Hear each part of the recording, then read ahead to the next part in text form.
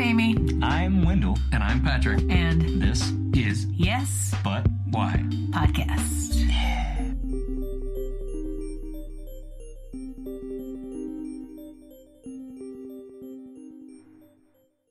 Well, computers, they're as reliable as they're going to be, so sometimes they work and sometimes they don't. Mm-hmm. I had one where I spent the whole evening, we had a wonderful conversation, and then the computer turned off right at the end, and I lost the entire thing. It was terrible. That happened to me on a videography gig. It was the awards ceremony. First place. Wow. And the camera. Just out of nowhere. I lost that one clip that I actually needed. Wow. And also my second camera had someone walk by like right at the time that we would have cut to the other camera. Right. Oh, yep. Nope. That sucked. So, you said that you did improv classes in town. What theater did you do improv classes with? Gold Town. Awesome. When did you go through? Whew. I think it was like a year and a half ago. Yeah, about a year and a half.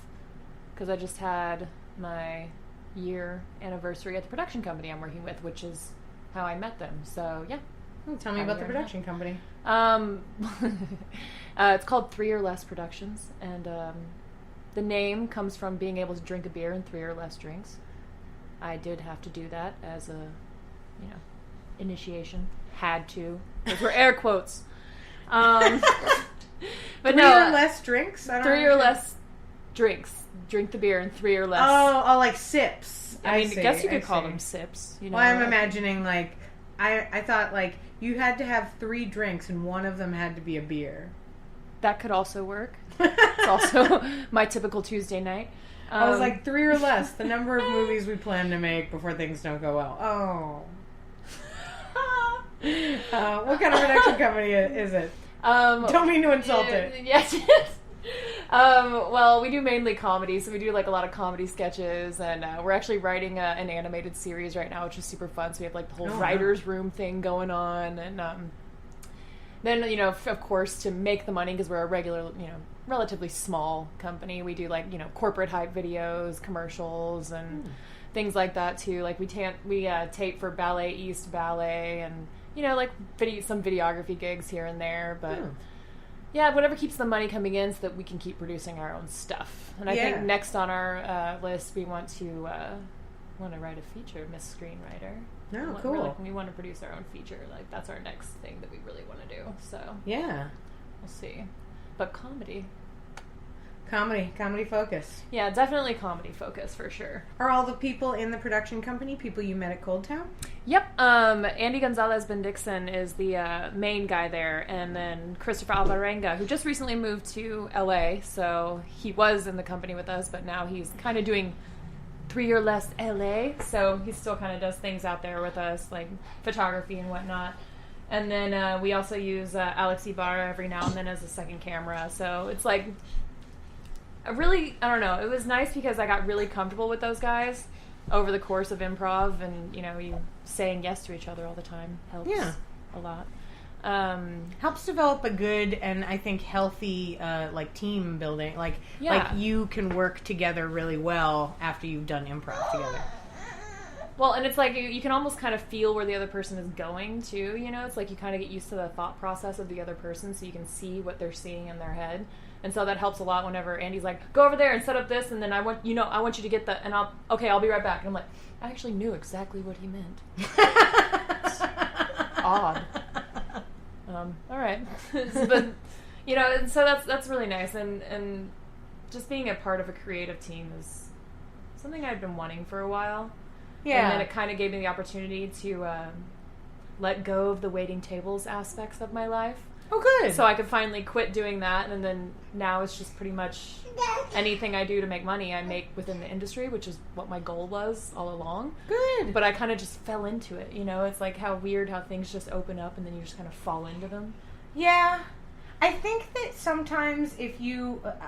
the weirdest part is that sometimes it's in the moments when you're not trying that things happen.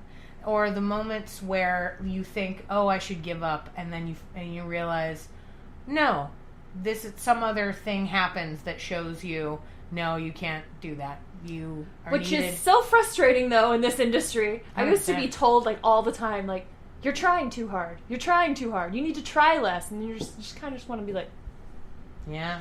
that's a metaphorical bird. That's what that was. Well, but the thing is that a lot of times those people who are giving you that advice are people who have just been through it the way you now have been through it. And I'm sure there's 20-year-olds you meet, in Improv who you'll say the same thing to, where you're like, hey, don't worry about it. Just let it happen. It'll all work out. And they're like, great. But Best advice ever. Appreciate it. But I mean, it's almost like to align it with, like, say, dating. You ever meet somebody who's, like, looking for a boyfriend too hard? Yeah. Like, you're just like, okay, listen, no one is going to go on a date with you right now. Like, you're insane. You want it too hard. Like, you need to, like, do something else. That's why, like, half the people in the world end up dating people in their improv class, because they stop trying, they take an improv class, and then who knew there were so many dudes around?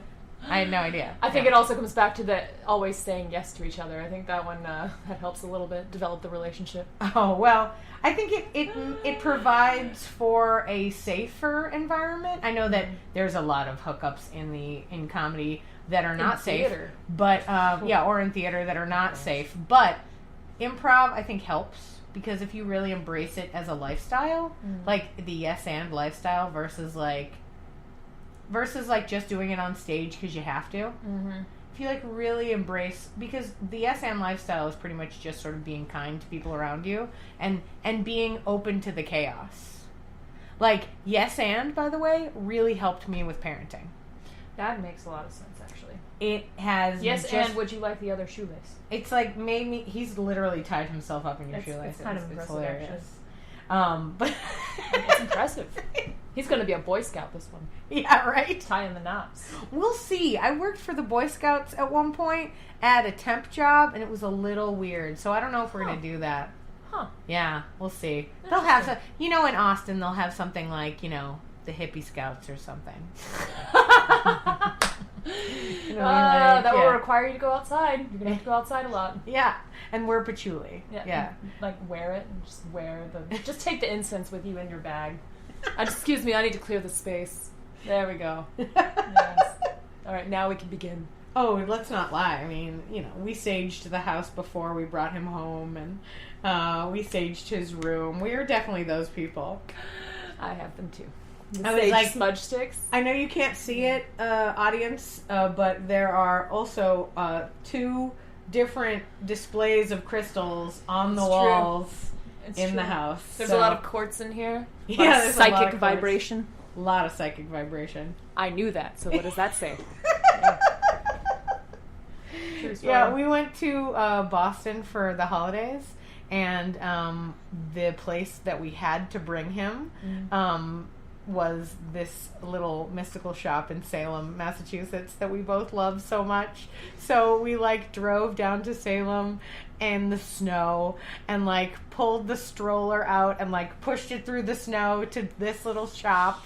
Went in, and we were the only people in there. We spent, like, 45 minutes talking to the clerk about, just fun, you have to talk to the stuff. Clerk. The clerk knows so many things. It was so great. Have you been to Ancient Mysteries here? No.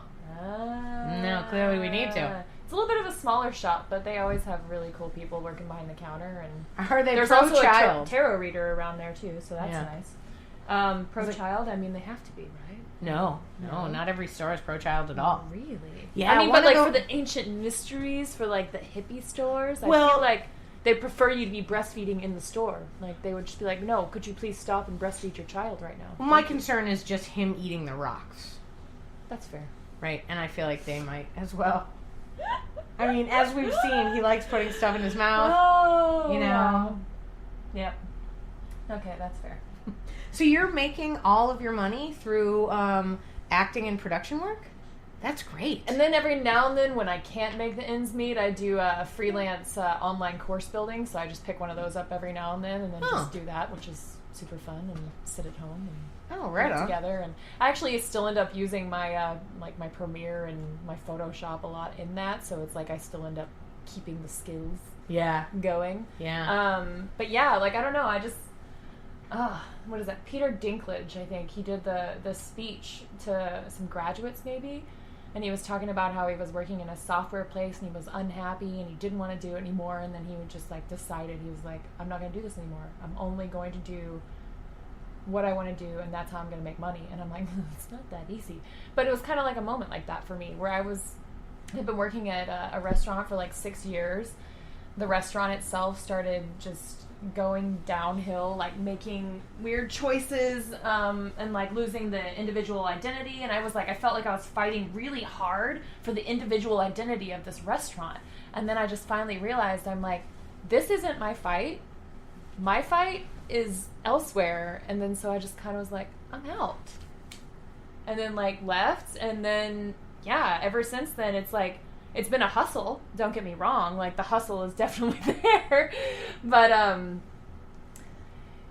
things just kind of keep falling in my lap, like a casting or headshots or, you know, do this editing gig or help me shoot this. And so it just kind of just keeps coming in a steady enough flow. Good. That things are working out okay. Yeah. Which is kind of strange. And it is kind of weird when you're, like, constantly freelancing everything in your life. Like, I have a giant wall calendar. It's beautiful. Yeah. And I use expo markers on it. And I love it so much. But yeah, it's like at the end of the month, I kind of like to sit back and look at it and just like see all the ridiculously wild things I did that month. Like, 12 audition tapes for these people. I did 2 sets of headshots for these people. I edited this. And I'm just like, wow. It's just weird. It's like gives variety to life, which is kind of nice. I think my baby might want to be a dentist because he always goes for my teeth. Yep. Going right in there. He's like, hey, you want to eat a shoelace? Let me tell you about the shoelace. Your mouth. It'd be great. Also, maybe because my husband likes to make him watch Little Shop of Horrors. It's my husband's favorite musical. And so he's watched it with the baby multiple times. And maybe he wants to be Steve Martin. I mean, don't we all? He giggles. He gets a little giggle. Okay, my feet. But I'm trying to talk. You put your hand in my mouth. I can't quite talk. Just don't get him a Venus flytrap. No. Well, I'm very proud of you. That's really awesome. What a wonderful thing to have happen. Like that it, you're able to make the money that you need to make out of the work that you want to do. Yeah, I mean, I'm not going to lie, though. I mean, it is stressful, never really knowing where your next gig is going to come from, what it's going to be. But then there's also kind of a lot of fun in that stress. And so I kind of just had to ask myself, what am I willing to sacrifice for? Like, either way, I'm going to be stressed. Do I want to be stressed at a job that I hate? Or do I want to be stressed in a job that I love and find beauty and excitement in that stress? So... yeah. And that's a hustle either way. But yeah, that's like right whenever I quit my job, and then the Westworld thing fell into my lap, and I was like, oh, okay, well that worked out. Well, what's the Westworld thing? Was it the South by thing? Yeah, the South by thing. I actually helped out with the casting on it, and then I also auditioned, and so that was my first casting that I got to help out on. We saw something like 120 people in 2 days or something. Oh, great. And so, awesome. Wow. I mean, a lot of fun Austin actors and people that came through, and it was interesting to see the other side of things, not being the one going to the audition, but actually watching the audition. And the director, his name's David Wally, freaking blew my mind. We had 120 people submit tapes, and then we had about 70 people come back in for callbacks because they had to fill 50 roles. Mm-hmm. Every single one of those people that came in for a callback, he went directly up to them and greeted them by name. Never seen this guy before in their lives. So most of us were like, hi, you are? But every single time he came out of the audition room, he would walk up to the 3 new people that were there and be like, oh, hi, Sion, or hi, Liz, or hi. I'm just like, this is amazing. Just his dedication. He's like, I just want people to feel welcome. And he went out of his way to learn everyone's name. That's so it great. Wasn't even cast yet. Yeah. In callbacks. I was like, that's incredible. And he applied that to the entire project, which was just kind of magnificent to watch. All right, pause 1 second. He's definitely starting to go. I'm going to put him to bed. Oh, we're going to do a backflip. I'm going to put him to bed. Uh-huh. Yes, my boy. You might cry a little, but it's gonna be okay. He's super tired. Bye.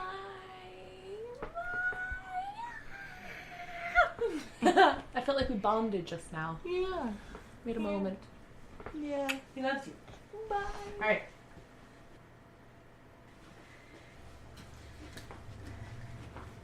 See? Wow. He's amazing. That was like less than a minute. Yeah, I mean, he's not asleep, but he's fine. He's in his room. He's doing his thing. He's fine now. Yeah, you are lucky. Yeah, right? I'm the most lucky. I was the baby that screamed and cried every time my parents handed me to another person. I mean, he doesn't totally love it. As far as like if I leave him with somebody, I have to kind of sneak out. I'll be like, can you distract him? And then I'm going to leave. But, like in public, he's really good. What's the name of your production company again? 3, so the actual number 3 or less. Oh, right. I'm sorry. I insulted it. Not really. You can't really insult that production company. It's only up for us. Very exciting. Oh, God. Well, it sounds really great. Well, it was nice to get in on like a smaller company, because last time I tried to work with another production company, they didn't really take the time to show me everything. Whereas in this case, like, I've actually gotten to learn everything, and like they take the time to actually teach me what they're talking about and what it means and why you do certain things. And so, and it's just like continual knowledge, you know? You kind of always feel like the mountain is always there. You're like, I have so much to learn about cameras, I have so much to learn about light, I have so much to learn about like sound and everything. But it's an exciting mountain. It's an exciting mountain to climb. And also it helps with the acting, like, you know, because now whenever they change a lens, I'm like, oh, so we're changing this from this frame to this frame, so now I understand it's like right here, right? And they're like, oh yeah. So it helps like your brain to understand like what the look they're going for is when you're in the other seat. Yeah. You know, which I didn't think would affect me as much as it has. Huh. Yeah. I mean, I guess the more knowledge you have, the different your perspective is. That's what people say. Yeah. I mean, if you only want to look at things a certain way, then you can. Yeah. The beauty of being a person, I suppose. Yeah, maybe. Now, in your production company, you say there's so much you have to learn. Are the other people that are in the production company with you, like, been doing this for a long time? And how did they take you, a novice, as you're saying, into the group? Well, Andy's been doing it for a very long time. He actually started it with his brothers. And then his brothers moved on and started doing other things. And but he kind of just kept the company going. And he's had people come and go. And like at one point, they were even connected to UT. And so they had like an internship program. So there was like a whole bunch of interns that were working with him for a little while. And so he got the teaching mode down pretty well. And then one time I was in Improv and I was like, hey, look, you know, I really need to I want to do some PA work. Basically how it started out. I was like, I want to learn the behind the scenes. I would eventually like to produce my own stuff, like direct my own stuff, but I don't want to be that person that's like, hey, I have a script. Can you guys produce it for me? Or, you know, like I wanted to understand it enough that I wouldn't get shoved out of the project. Yeah. Which has happened to me before when I wrote things, you know? It's like you just kind of get squeezed out. And I was like, I didn't want to get squeezed out. I wanted to know exactly what was going on. I wanted to be in the planning part. I wanted to be knowledgeable about what was going on around me. And so it just kind of went off from there. And Andy recognized the fact that I'm kind of a sponge. That's what he says. I'm a sponge. But it's just, I just really want to learn it so much that it's like everything he just handed to me, I just kind of kept running with. And kept, you know, like he'd teach me one thing and then I'd go home and I'd look it up and I'd learn more about it and then come back and then ask him questions about it. And so I think that was the desire to learn that just kind of sped up my process to where he was like, all right, well, you want to learn? Then you want to be second camera on our next gig? And I'm like, yeah. But that was, of course, the one I lost the first place winner.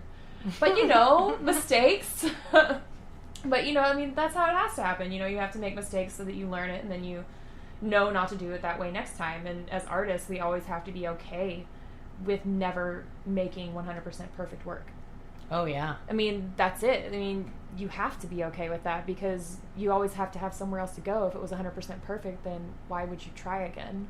Well, I always think that, like, doing this kind of stuff is like chaos, you know?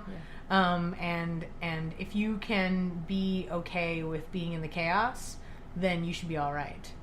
I heard an interview with Natalie Portman speaking about motherhood the same way, so I was like, oh yeah, I think that's probably why I'm okay with the chaos, is that I'm used to that. Like, you know, I run a sketch show. It doesn't go the same way ever. You know what I mean? Like, there are so many things. And sometimes people come to me and they're like, oh, I can't believe this happened. I'm like, I'll be all right.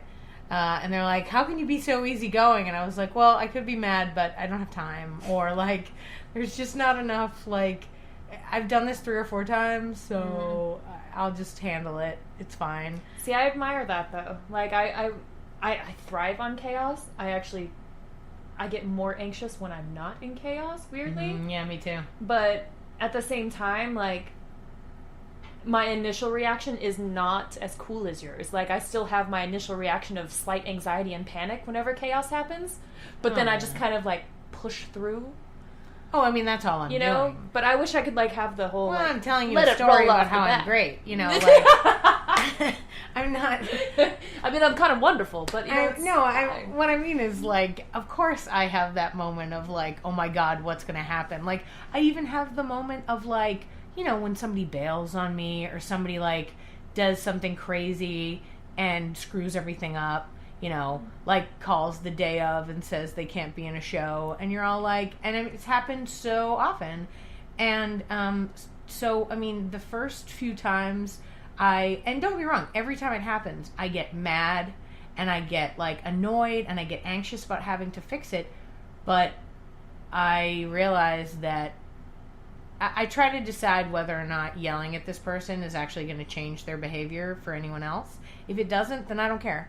I'm just going to write down how much I will be able to deal, how much, like, I'm going to take from you. Like, you know, you definitely got a peg down on the, like, I want to keep working with you situation. But, you know, people want to work or they don't, and sometimes they want to be part of your project. And there's a lot of people who are very excited to do things and then, you know, say yes, and then they can't do it. So I try to be easygoing about that kind of stuff, just because, like, with my show, I've had an ever-evolving cast in the show, and so people are in and out. And I used to be sad about it, and there's been people that I have been sad about, but it's like, you know, it's okay. It's fine. And yeah, and even at the same time, it's like people come in and out, but then when you bring in new people, it brings in new ideas, it brings in new thoughts and processes, and you know, it makes it grow in a way that it probably wouldn't have grown if people hadn't cycled. Well, yeah, plus if you think about it too, especially in the kind of improv community we have in Austin, like, people take classes, they feel confident about doing their own stuff, they start being in shows for a while. I would say that's about 2 years of being in shows before they realize they can run their own shows. Then the people who are interested in running their own shows will start running their own shows. And at about the 3 or 4 year mark, either you leave, because people leave, or you start doing your own thing. And a lot of the people who start doing their own thing no longer want to be in somebody else's thing. You know, so I find that I will get people, I mean, some people do. Some people are, like, psyched to be in my thing because they don't have to run it. They just come in, they brainstorm ideas, they get handed scripts, they read them, they're good in them, they do a show, they walk away. Like, but those are the people who, like, show up to rehearsal and do the good work, and then they're nice, whatever. But some people, like, you know, they're on their own journey, they're trying to learn stuff, they come in for a month or two, they write a couple sketches, then they're too busy doing their own stuff. Oh, I just started this, I just started that. It's fine. It's fine. I mean, I can't take it personally every time. It'd be like taking it personally when you don't get an audition. It's not my journey. If they don't want me to be part of the thing, like, okay. Yeah. You know what I mean? It's easier than dating, but it's you know, it's just years of being able to, like, shake it off. But with your production company stuff, you're doing different things. The sketch show is the same sketch show. It's a formula that I put together so I could maintain it. And now I just do the formula. And when I'm feeling tired or can't handle it, I just do the formula, and it'll always work out. There's comfort in that. I'm like, that's nice, though. It keeps happening. It's every month. Yeah. It's the only thing that keeps me tethered to the theater world right now with the baby and everything.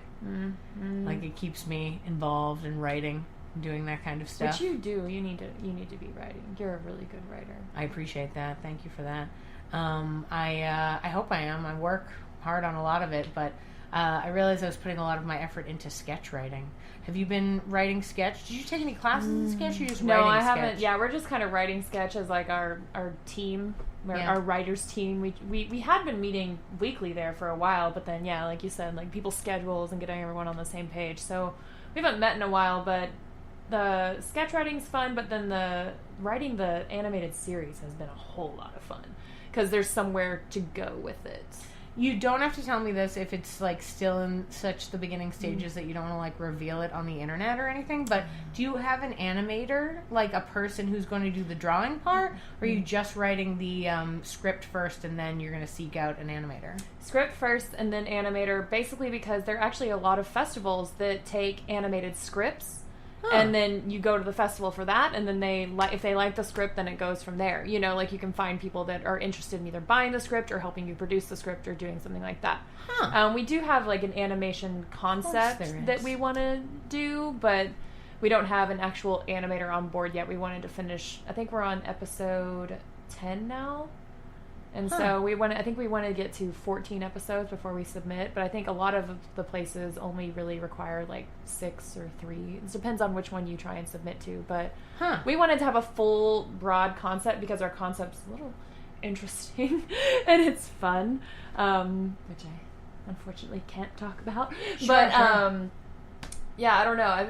It's just fun to do, and like a bunch of minds coming together into the same concept that's already a weird concept is just, I can't even, I can't even. It's fun to watch that creative process happen, I guess, is the point of that. Yeah. No, that's fascinating. I did not know. Of course there's a festival for that. There's a festival for everything. I'm starting to realize Texas Short Film Festival the other day. I'm like, what? Yeah, last year I was a host of Q&As at Austin Film Festival, and I was host of a couple of the animation shorts. So a few of the animation things. So I got to watch a bunch of different kind of stuff. And it was really interesting just to see the different way people put things together, and then to talk to them about it after, because the cool thing about being the host of the Q&A is you get all your questions answered. Like, you can go to one of those things and sometimes raise your hand and nobody ever asks you, but if you're the guy with the microphone, you get your questions answered. No, you're answering this. He was like, tell me what you do this. Yeah. I will say the weird thing about writing animation scripts and doing that is you have to paint the scene. In your script, you have to paint it in such a way that the audience will be able to know exactly what you were going for. So it almost makes the animation script even longer because you have to paint the animation scene along with what's actually going on. Is it stage direction, or do you mean like in the text of the conversation they're having, they have to be clear about the world around them? Well, it's a little bit of both, especially with the concept we're using. Sure. But it's more, the stage direction and like showing what the audience would be seeing so that they can see it in their head. Sure. But it's animation, so it's obviously a little bit weirder than it would be like if you were shooting a film where it's like abstract, I guess. Like thinking Family Guy, or the way things cut, or like the way things come back and forth, or a giant lizard coming around, or like it's just different than like it would be if it was just a regular script. I feel like the Family Guy is almost like a Herald in its way with a lot of tap out scenes. Yep. Like if you watch it, you know what I mean, because it goes through. There's there's various different plot lines. A couple of characters are going through different things, and then there's pop outs usually in the Peter parts. And Peter's kind of the Kramer, because Seinfeld was also a Herald format. But yeah, when you watch those when you watch this style sometimes. I have a hard time with comedy these days because I've studied it and taught it for so long that now when I watch comedy, I just watch the formula. Mm-hmm. It's hard. It's like being a surgeon, you know. You've seen the inside of the body, and now you can never see it any other way. I guess so. Sure. I don't know what being a surgeon took a weird metaphor, but like I feel like it might be different. I feel like it's a little more. It's fine. It's a little more complex than that. But no, like yes, you know, being like a comedian is just like being a surgeon. It's very intricate. No, but no, being able to like see where, I mean, it does that with movies too. When you become a filmmaker, you're like, you see a shot that someone took, and you're like, oh yeah, oh, I can totally see how they came up with that shot and what they did, and they totally put that on a dolly, and they did this, you know. So it's like you don't quite. Oh yeah, I know. I'm see always it afraid to. I'm always afraid because of that exact thing. I am like literally afraid to learn too much about filmmaking. I know that sounds crazy. When you were talking about the production thing, and you were talking about how you wanted to know how to do it, there's a little part of me that's actually the opposite. Like I want to write scripts, hand them to people, and walk away. So it's like a magician. It's I'm just kidding. You don't want to see the magic tricks. You know, you don't want to know how that happens. Occasionally. You know? I mean, don't get me wrong. Before the end of my life, I guarantee I will know. I mean, I told my uncle, my uncle lives in LA and he's an actor. And so he's always involved in tons of different stuff and we're always talking about it. And I told him that when Dalvis gets older and he no longer wants me to be hanging around, I'm just going to come to LA and live with him for a little while and be the oldest PA. Like I just want, and I imagine it like Strangers with Candy, right? Oh God. That's me.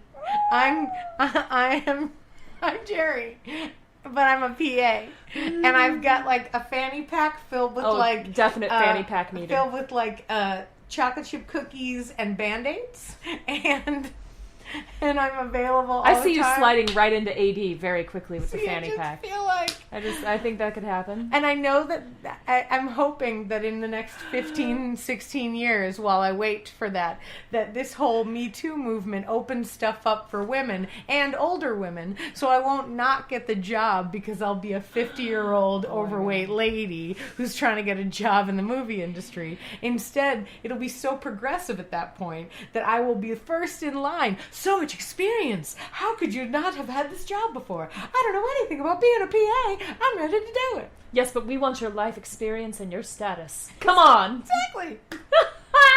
We're only hiring mom PAs. Oh my gosh. I'm telling you. Especially because this is a children's set, so we need this to be handled. You're like, no more children. No more children. I've got the actors are children, though. I mean, let's be honest. Adult children. We're a bunch of frickin' children is what we are.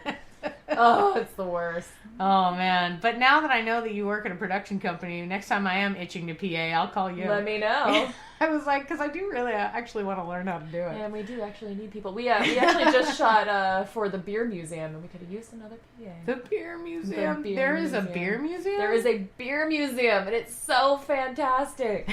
And they travel, like they'll meet you places and show their beer museum. It like comes with them. It's really cool. They eventually want to open up like an actual place where they'll have like a brewery, and then the beer museum will be attached. And I was like, that's awesome. But until then, we do their their promo videos, and it's fun because it's like the history of beer. That's great. And so it's kind of like drunk history in a way, like where it's like, you know, it's obviously shot in this day and age, but we're trying to make it look like it was in like the Egyptian times or sure. colonial America. I'm like, no, that's very much my blue wall in my very new house. It's fine. But it's fun. We just finished episode 3 for that, and it's cute. I'll have to send you the first 2 episodes. Yeah, I'd love to see that. That's super fun. Plus, beer museum. Is that in Austin? Yep, they are in Austin. Goodness. I think they may travel to other areas in Texas, but yeah, based in Austin. Wow, no, that's great. And they have a cute baby named Simon. Babies and beer. I know. The baby was in the last beer production. Great. Yes. That's and they so gave him fun. a bottle that said beer on it. It was great. Oh, I hope I didn't just give that away. Oh, no, it's cute. It's fine. It's fine. It's precious. Our Children audience drinking base beer. isn't going to ruin the beer museum I feel like it's a good crowd. They're into beer. Yes. That's so funny. So I feel like we've talked a lot about like your now, like what's going great. And I'm so glad things are going great for you now. You can like walk in. Like I hadn't seen you in a while and then reconnected on Facebook and was like, oh sweet, but I didn't know everything was so fabulous. So well, I mean, I'm glad we caught you in a good spot. Crazy fabulous, but it's it's working. Fabulous. It's chugging. It's like a little choo choo. I'm gonna say that I know a lot of people that have the goal that you had, which is to work full time in the industry, and the fact that you're able to do that right now, even if you're just starting it, is huge. So it is good. It is. Everything is coming up Millhouse for you. Now, but first, I would love to go back. When I first connected with you, you were primarily acting. And I know that you also, had a day job, but you were doing the acting thing. Tell me how did you start? Did you start doing theater in high school? Did you go to college for it? What's your, what's your origin story? It's very superhero. Yes. So not that cool. Yeah. Oddly enough, I started everything in 6th grade. Yeah. I was in the, the smart person class they put you in. It was called SEMA for me. Okay. Or whatever it was. Well, I remember very particularly that for whatever reason that day we were writing our own scenes. We were writing our own sketches or something like that. And I just remember this one part, and I had to be 2 lawyers arguing against each other. And yep, there was a lot of argue, and then argue the other side, argue, and then we got into a slapping competition. This is just me jumping back and forth, slapping myself in the face. Got really... I'm like, wow.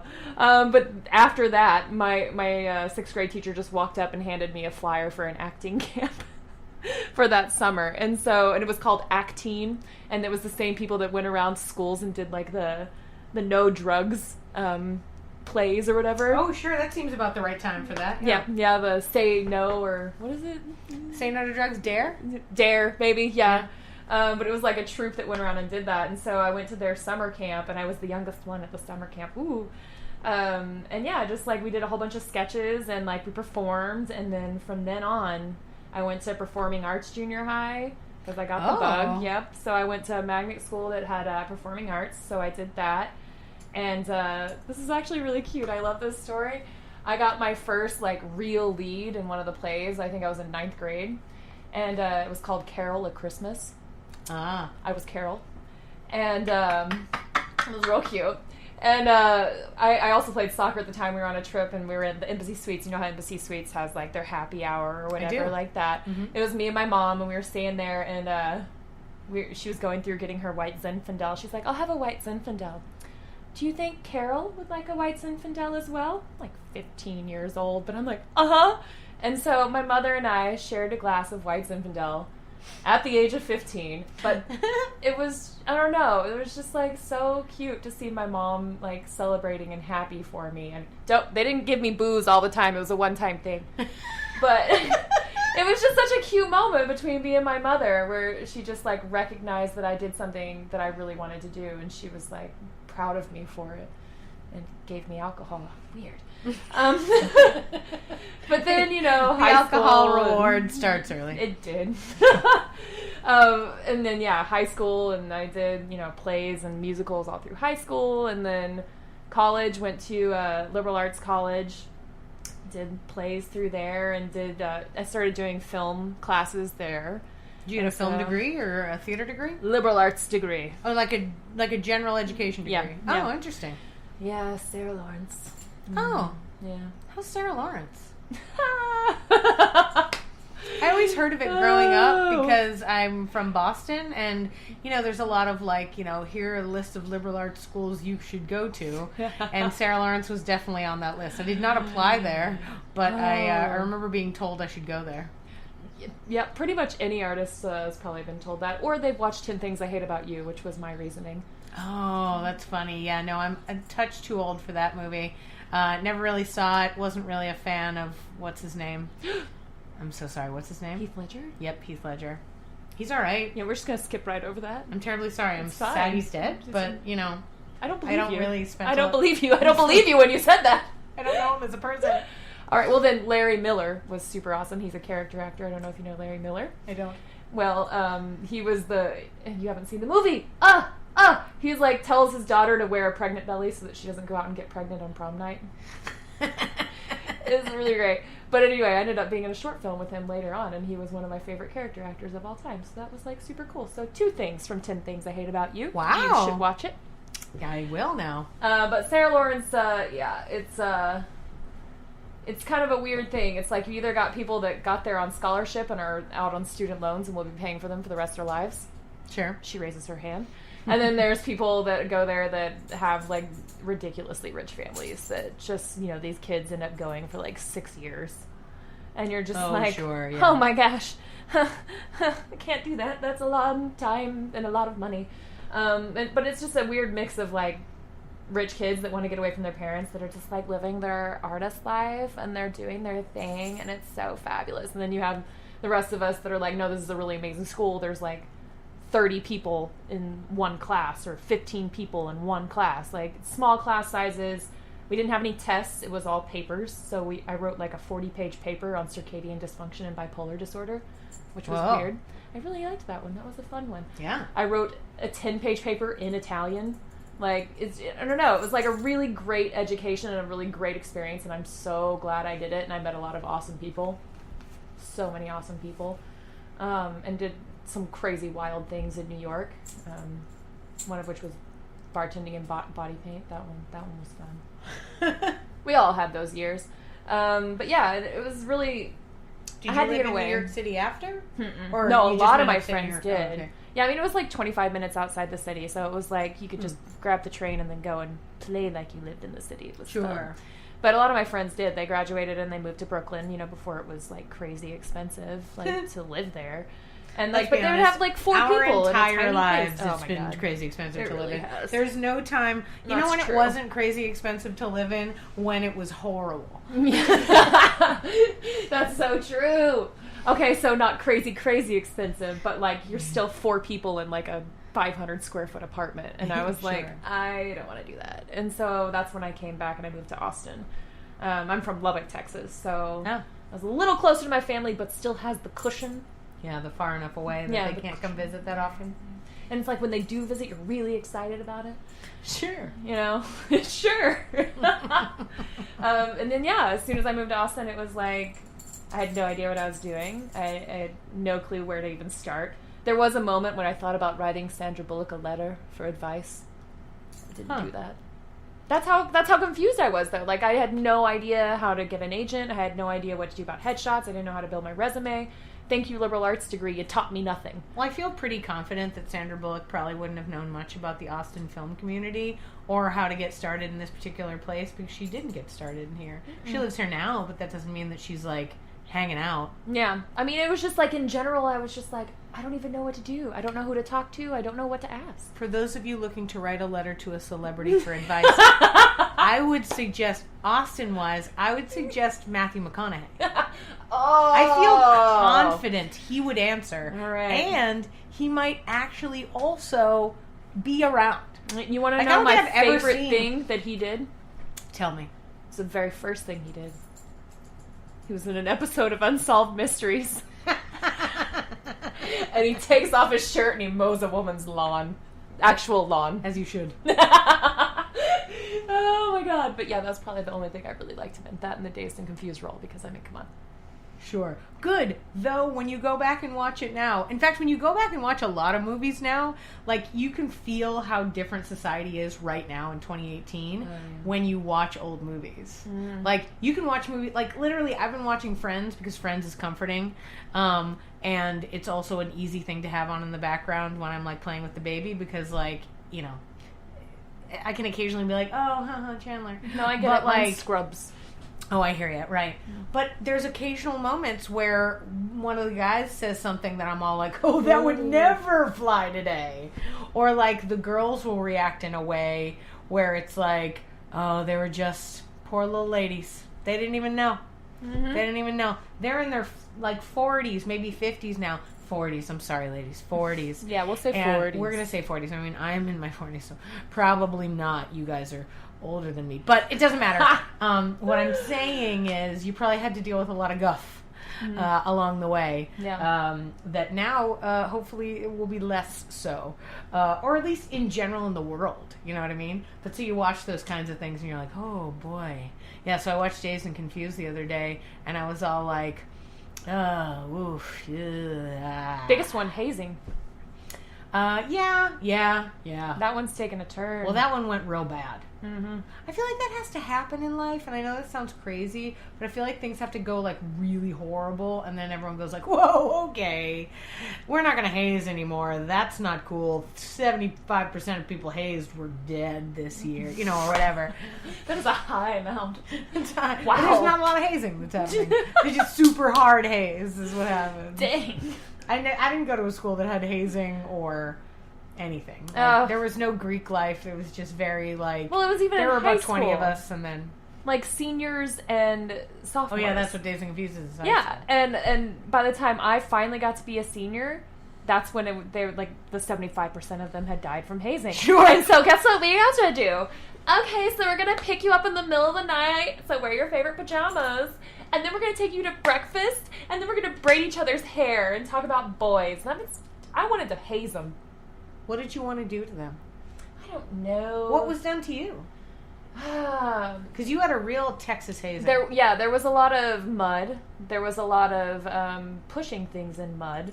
There was a lot of getting things poured on you. Like, I mean, it wasn't beer because we did it on school grounds. Huh. in my day, like, and that was like 2 years. That was like 2 years difference. And then, yeah, just in general, like, yelling at each other. I mean, we didn't do anything like chug beers or anything like that. When I was in college, we had I went to a Catholic college, and the mascot was the Crusader, because they thought that was a good idea. And so everyone rejected that idea, and the unofficial mascot was the groundhog, because I don't know why. But anyway, there was a groundhog, so every Groundhog Day, there was a big drinking party that the whole school took part of. And years passed, up until maybe 2 or 3 years before I started attending the school, they would have it on campus, because drinking age was 18 for a while. And so they would have it just in the middle of campus. They would just party all night long, kegs everywhere, everyone was drunk, great times. But by the time I got there, it was 21. In fact, after my freshman year, the law changed from open containers. Like, I know this sounds crazy, but when I was a freshman in college, you were allowed somehow to have open beers in a car as you were driving down the road, and then they changed the law, and then you couldn't anymore. And we were really doubly breaking laws, because we weren't old enough to have the beer we had open in the car, but whatever. But yeah, they moved it to like this random off the side of the road, like in the woods thing, and they would bus people from the school. Like, the seniors would all pay, and what's funny is I was a senior and I don't recall paying for this, but You're gonna get a Venmo request now. I'm going to. You're gonna get a Venmo request after this. It's gonna be like, you're right, you didn't pay, we still have you on a spreadsheet. Yeah, but it's like they got a bus, and then they bussed everybody from the campus to this like random patch of woods, and they put all the kegs out there and had like a big party. But so At least they cared enough to get you a bus, though. sure, well, it wasn't the school, it was the students. So it was like the students put on the party. That used to be the school that put on the party and sanctioned it the way they sanctioned your hazing. But no, they were like, yeah, we're not going to sanction underage drinking because like we'd all be liable. Now we're in a litigious world. Yeah, right. Yeah. The ups and downs of things going well. Well, the one thing I did like being on a private campus for Sarah Lawrence on 420. For some reason, they couldn't, like, I guess they couldn't police on a private campus or something, because literally all of us were out on the front lawn smoking so much weed. I wasn't smoking weed, but other people were smoking weed. I was like, is your mom going to listen to this? Oh, Come she on. knows. She's like, you just make sure and have a little bit, because I want you to eat. So, I'm like, oh my gosh. But yeah, I was like, no, I gotta go meet with the dean. I gotta go meet with the dean. They're like, oh, come on. I'm like, all right. Hit like once, and I was like, oh, it's whatever. I'm fine to go up to meet with the dean. And he's talking about my schedule and my courses that need to be coming up. And I'm like, uh-huh. And he just looks me right in the eye. He goes, you were in the lawn, weren't you? I'm like, yes, sir. Like, all right, well, you need to take these courses. And I'm just like, oh my gosh. That's so funny. Oh, liberal arts. I don't think my college wanted to admit that there was such a thing as marijuana. Denied it. I mean, it was all over, but none of the people that like ran the school would ever sanction such a thing. I mean, they were against alcohol. Why would they be pro pot? Yeah, at it's this point, changed though, since I graduated. That's for sure. Just wait till my days as a 50-year-old PA. In the fanny pack. By the time Strangers with Candy the PA happens, I bet you all 50 states are legal marijuana. And that's only 10 years away. Something to look forward to when I see you on set. Yeah, I'm trying to really create a vibe of a wacky older lady. I think it's a good thing to go for. I think you're pretty close. You're on your way. Yeah. I like it. So how did you end up getting an agent in Austin? Like, how did you get connected to it? Yeah, I just submitted to a whole bunch of different people. Like, I did the Google searching. And oh, cool. And you went in cold. Cool. Yeah, and I just submitted what I had, which at the time was a theater resume. Actually, I had booked, before I actually moved to Austin, I auditioned for 3 projects, and I booked all 3 of them. Of course, it was easier back then, I feel like. And then I'm like, how did I do 21. that? I'm like, yeah, I was so excited and optimistic about life. They're like, oh, I can see it in her eyes. Here we go. And so, yeah, I booked all 3 of those. And, so I had those on my resume. And then after that, I just went from there. Commercials, and I did achieve the goal of getting my SAG, qualification by the age of 25. I didn't join. I'm still eligible. Eligibility, that was the word I was looking for. Yep. I'm still eligible, but it's kind of silly to join SAG in Texas until you're absolutely ready, because the whole right to work state thing. Totally. So I would actually lose out on a whole bunch of well-paying commercials if I was SAG right now. Oh, so it'd probably be better to become SAG if you were to move to LA or New York. Or I mean, something. Even if because there's still Atlanta. Atlanta or New Mexico. If even any of those places were like, hey, we want you to be a lead in this, will you join SAG? I'd be like, okay, done. Because it's at that point it's necessary. Sure. So until the point that it's necessary, I'm just going to write out the non-union as much as possible. Because you can still get SAG ultra low budget. You can still do SAG commercials without joining SAG. There's still a whole bunch of loopholes, but if it actually came down to being on a network show, sure, yeah. So being SAG eligible though helps, so they don't have to get a Taft-Hartley, which is basically where they're like, you have no eligibility points or whatever, but we really want you, and we have to pay a certain amount of money to make that happen for you. Oh, so it's like another weird loophole, which that's about all I know about that loophole. So interesting. Have you had to deal with the SAG versus non-union stuff in the production work that you've done? No, I haven't done anything big enough to have to worry about that. And like I said, Austin, Texas, it's just not. So it's not as big a deal. Yeah. So it's not even if you feel I'm just thinking with reference to advice for Texas actors, thinking about who might listen to this and thinking okay, what. So they should not become SAG because it's just not worth it. But it's good to still do SAG gigs so that you can certainly look have the eligibility. Mm-hmm. And it does take a certain amount of points. And the point system, it varies. So it's if you do a SAG commercial or if you do a SAG ultra low budget feature, it's you get a different amount of points. Do you have to keep track of your own points? I just go back every now and then, periodically, put in my social security number and make sure I'm still eligible. Still eligible as of right now. I need to the SAG website? Yeah. Do they keep track of everybody? I think if they go through, you actually have to apply for it. It has to have all the actors' names that worked on the movie, and then it goes through in a very official way. And they sent me a letter and everything. So it's the movie or a project submits you as Yes. a person who gets X And amount that's of points. how they keep track of the points or whatever. Oh, whose job is it to keep track of that on a film it sounds set? awful. Well, that's why I thought maybe that would be something that you guys would have to have done. But I guess most of the stuff that you're doing is non-union right now. Mm-hmm. But, I mean, if only, just because thinking about that, like, I wonder whose job it is to keep track of that kind of stuff.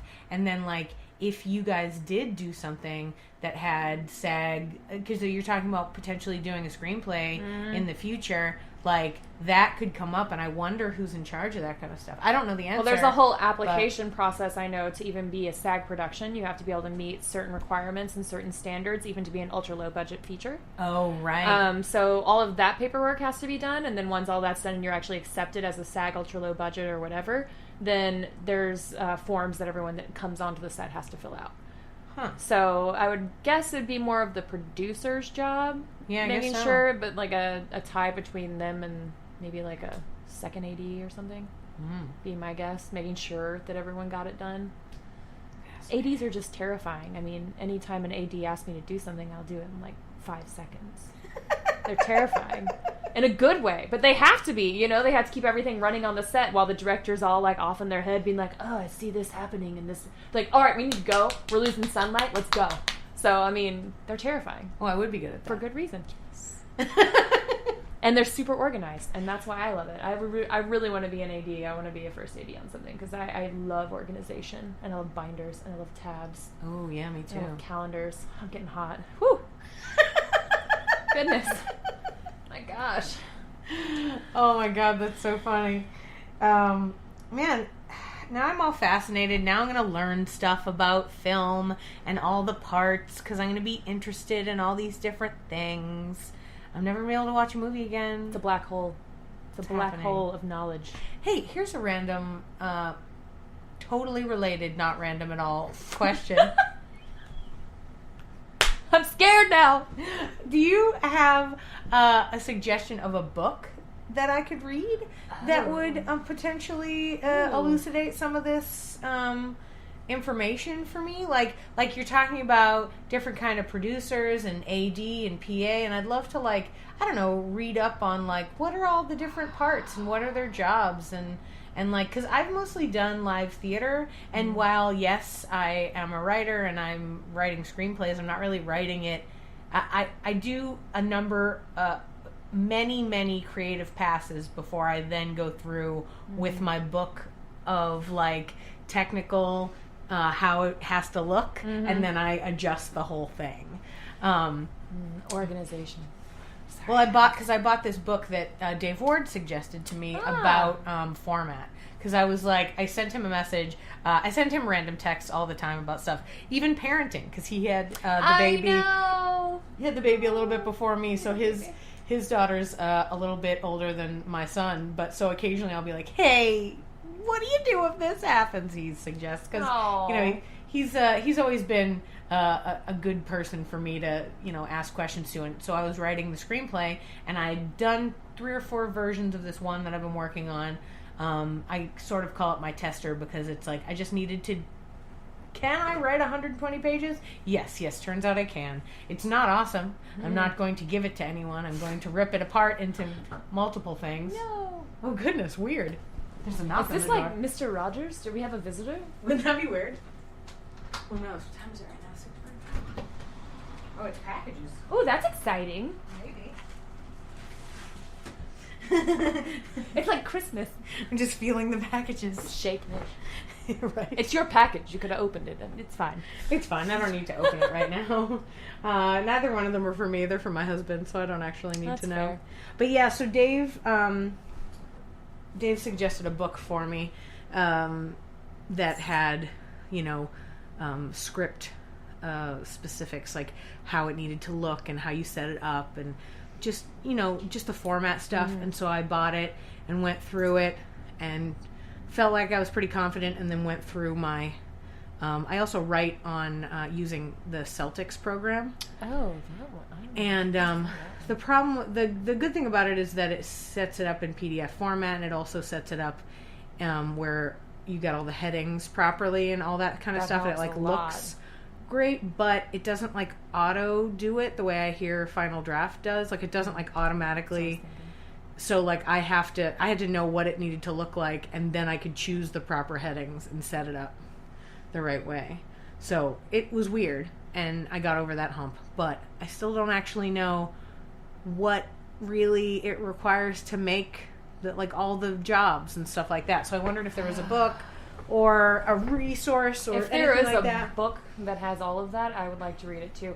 Basically, I mean, I'm sure there's some like brightly colored, like I'm gonna have to buy it at a Barnes and Nobles where no one knows me kind of book where it's like how to make a movie, and it's got like the comedy and the tragedy face on it, and it's written by like some comedian from the 90s who you're like, oh, I remember her. Wasn't she like the third person they let go from that 1994 SNL cast? Like, it's that kind of thing. Oh yeah, definitely.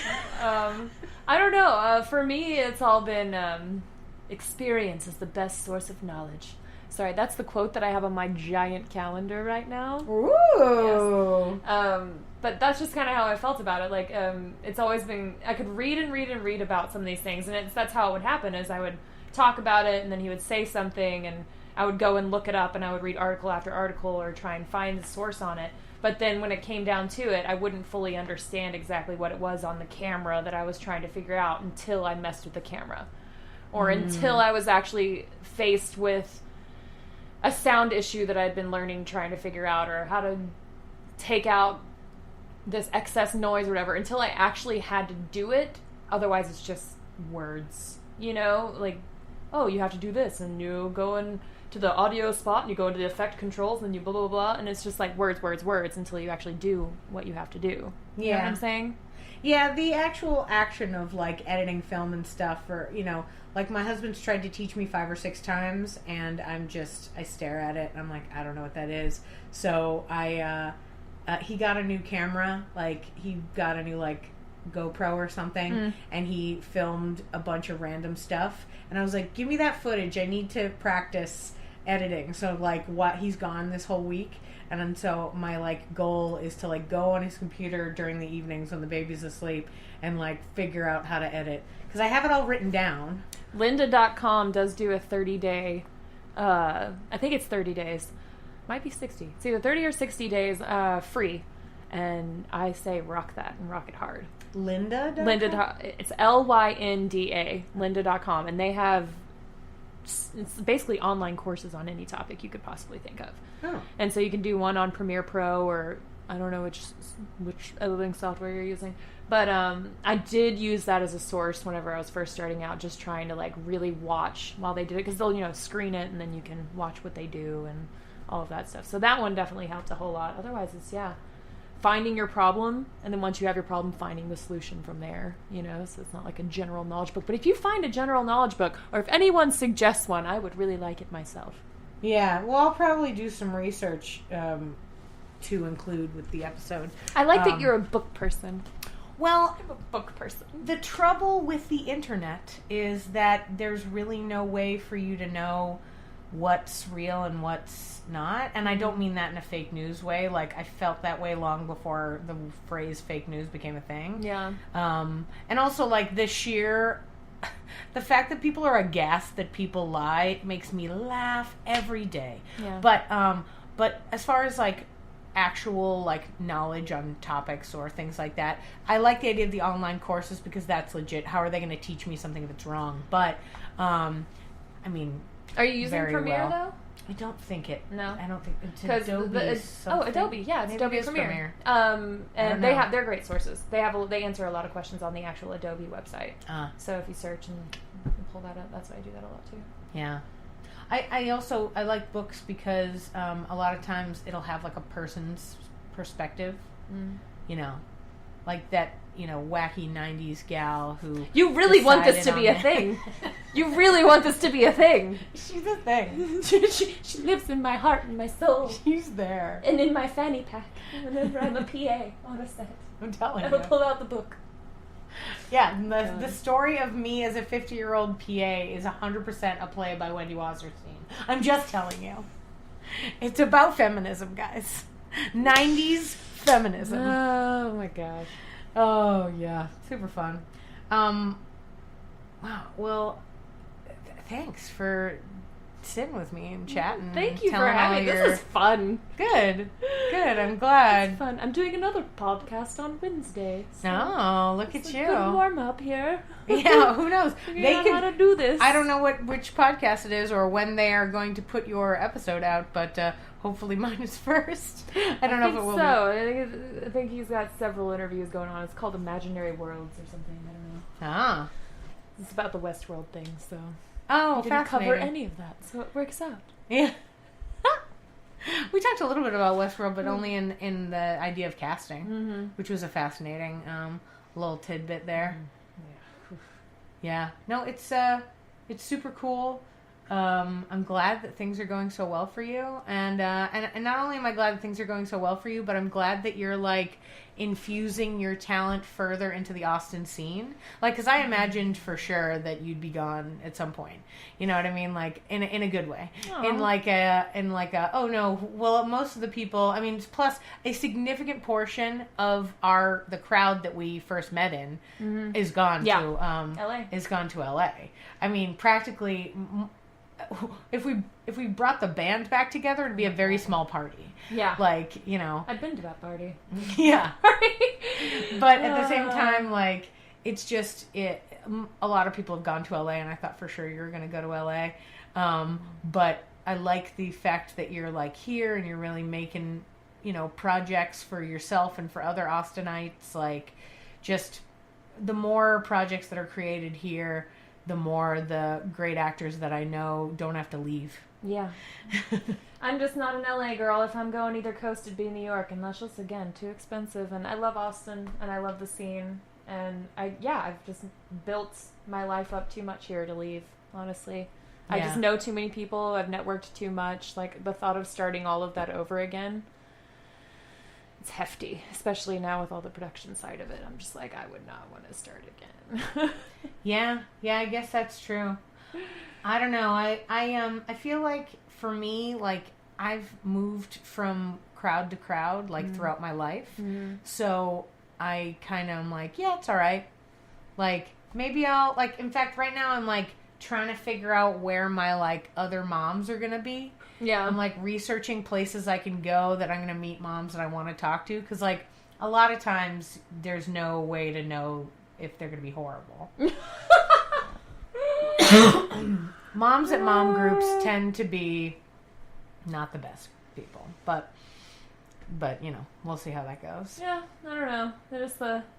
I mean, it would be, like, I love meeting new people, of course, like, meeting new people, but if I had to, like, produce something tomorrow, I can, at the drop of a hat, think of, like, 6 people I can have on my crew, you know? Like, email and know that they would be ready and know that they would want to do it. Yeah. Whereas, like, if I try and do that in LA, I can't think of anyone, so. Yeah. Except for the old band, which they're probably too busy now. Yeah, the old band's got a lot going on. Yeah, they do.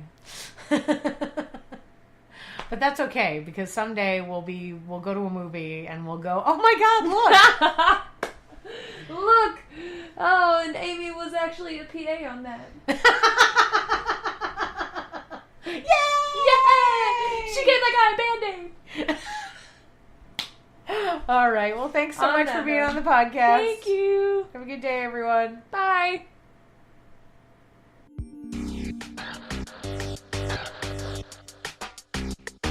Thanks for listening to Yes But Why podcast.